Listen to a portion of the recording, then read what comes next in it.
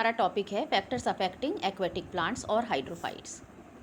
कौन कौन से वो फैक्टर्स हैं जो कि किसी भी एक्वेटिक प्लांट को अफेक्ट कर सकते हैं, उनकी आज हम बात करेंगे। पहला फैक्टर है टेम्परेचर।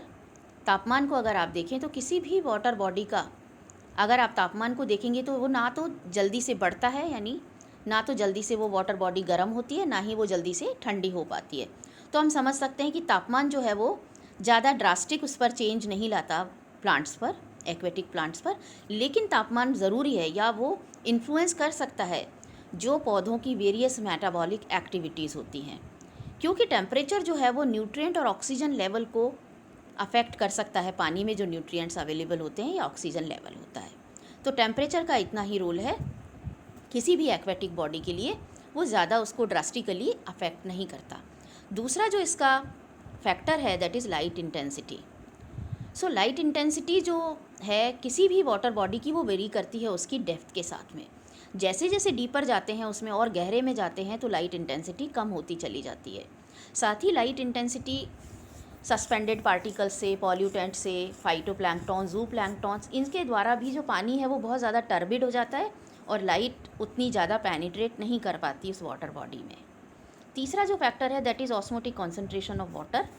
पानी की जो ऑस्मोटिक कॉन्सेंट्रेशन है वो किस प्रकार से प्रभावित कर सकती है पौधों को, क्योंकि जो वेरियस ऑर्गेनिक कंपाउंड्स होते हैं या जो उसमें डिज़ोल्व मैटर होता है पानी में, उसके कारण जो वहाँ पर पौधे मौजूद हैं या जो प्राणी मौजूद हैं उनकी कोशिकाओं में ऑस्मोटिक कॉन्सेंट्रेशन बढ़ जाती है। तो वाटर बॉडी में जब बढ़ती है, वहीं से वाटर उस बॉडी में जाएगा, प्लांट बॉडी में, तो वो एक नेगेटिव इफ़ेक्ट छोड़ेगा इस पर, और उससे क्या होगा, ऑस्मोटिक इम्बैलेंस हो जाएगा उस प्लांट में या एनिमल में, जो कि घातक भी उसके लिए हो सकता है। देन सैलिनिटी या लवणता। जो वेरिएशन आते हैं डिज़ोल्व सॉल्ट कॉन्सेंट्रेशन में किसी भी वाटर बॉडी के, वो उसकी जो हाइड्रोजन आयन कॉन्सेंट्रेशन या पीएच जो है उसको बहुत ज़्यादा अफेक्ट करती है, और पीएच बढ़ने या कम होने से पौधे की मेटाबॉलिक एक्टिविटीज़ पर बहुत फ़र्क पड़ता है। ऑस्मोटिक प्रेशर का जो एक फ्लक्चुएशन होता है उसके कारण उसका ऑस्मोटिक बैलेंस बिगड़ जाता है कोशिकाओं का, प्लांट्स का, और उनके लिए वो डेंजरस हो सकता है। फिफ्थ फैक्टर है oxygen and carbon dioxide concentration. Plant में ये जो है ऑक्सीजन और कार्बन डाइऑक्साइड कॉन्सेंट्रेशन भी एक्वेटिक प्लांट्स को अफेक्ट कर सकती है। वैसे ऑक्सीजन को अगर आप देखें तो एटमॉस्फेयर में उसकी ज़्यादा कॉन्सेंट्रेशन होती है in comparison to water body. Water body में बहुत कम ऑक्सीजन खुली हुई होती है, उसकी सांद्रता होती है, क्योंकि इसका रेट ऑफ डिफ्यूज़न बहुत कम होता है पानी में। तो जो कॉन्सेंट्रेशन इसकी है वो बहुत सारे फैक्टर्स होते हैं जिससे ये अफेक्ट होती है, जैसे rate of diffusion, dissolved organic matter, phytoplankton कितने हैं उस वाटर बॉडी में, डिकम्पोजिशन कितना है उनका, फोटोसिंथेसिस कितना हो रहा है वहाँ पर, रेस्पिरेशन ऑफ प्लांट्स। तो ये सारे फैक्टर्स हैं जो निर्धारित करते हैं कि पर्टिकुलर प्लांट जो है, वाटर बॉडी है, उसमें क्या कॉन्सेंट्रेशन होगी ऑक्सीजन और कार्बन डाइऑक्साइड की। ये हमने फैक्टर्स की बात की। अब हम बात करते हैं अडेप्टेशंस की। जो अडेप्टेशंस होते हैं एक्वेटिक प्लांट्स में, उनको हम 3 हेडिंग्स में पढ़ेंगे।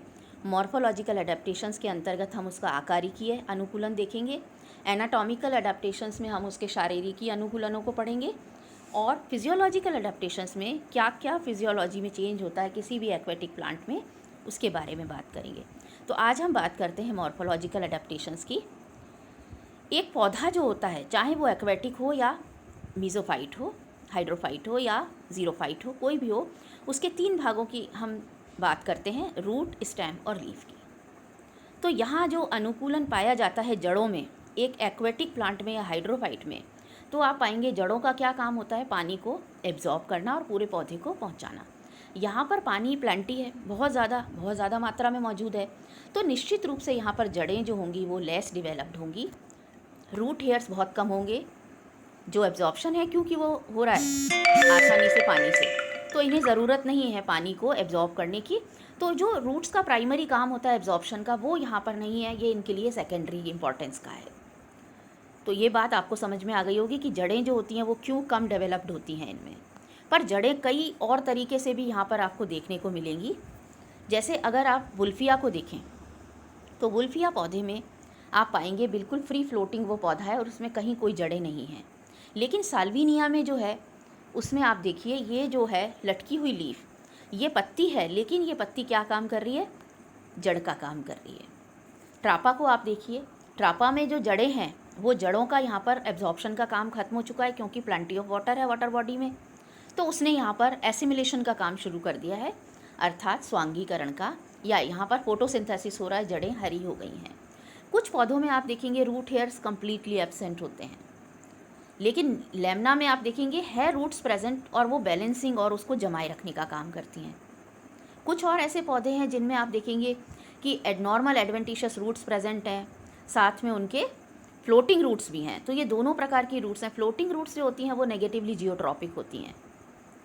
तो जूसिया जो प्लांट है उसमें आप देखेंगे एडवेंटिशियस रूट्स भी हैं और फ्लोटिंग रूट्स भी हैं। जो फ्लोटिंग रूट्स हैं वो ऊपर की तरफ मौजूद हैं और वो क्या काम करती हैं, उसको स्पॉन्जी नेचर देती हैं जिससे कि वो तैरते रहें, फ्लोट करने का काम कर सकें। So this is about the roots कि क्या रूट्स में मॉर्फोलॉजिकल अडेप्टेशंस देखने को मिलते हैं। अब हम स्टेम की बात करते हैं।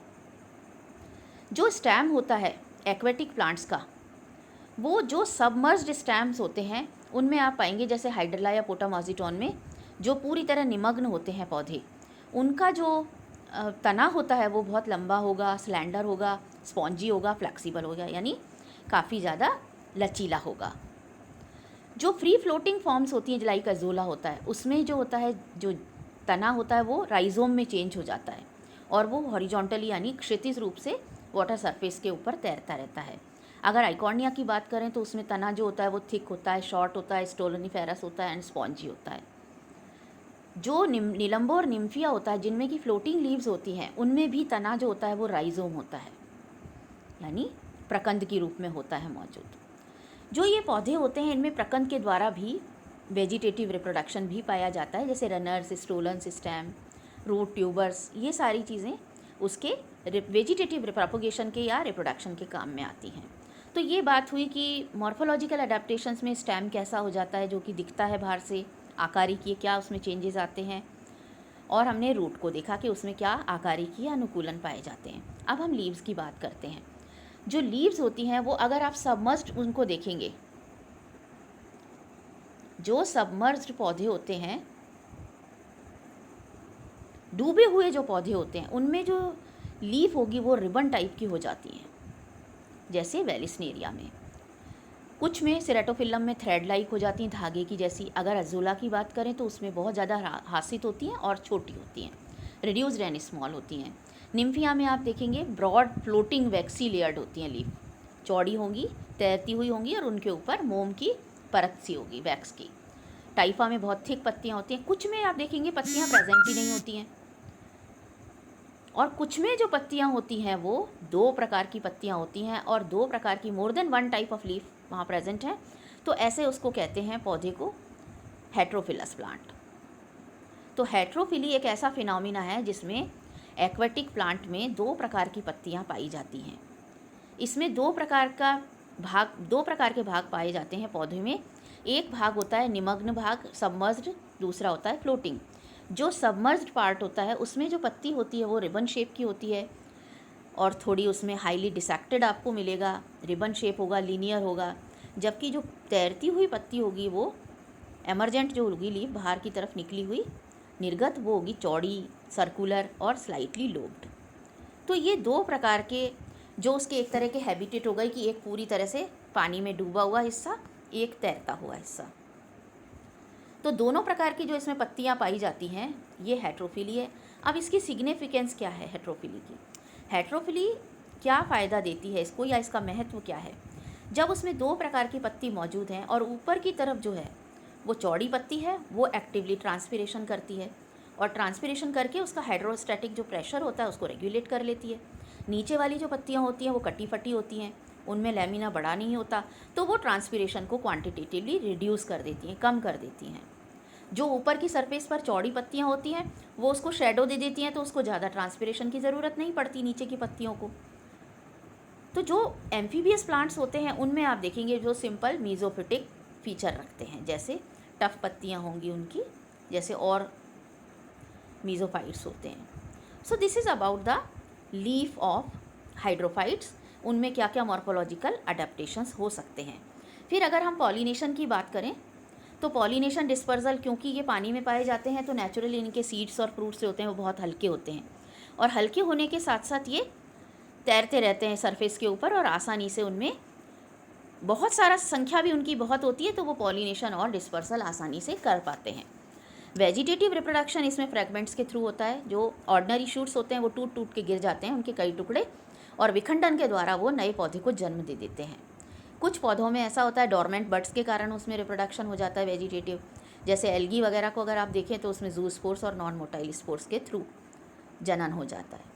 तो ये हमने मॉर्फोलॉजिकल अडेप्टेशंस इसके देखे। नेक्स्ट उसमें हम एनाटॉमिकल अडेप्टेशंस की बात करेंगे।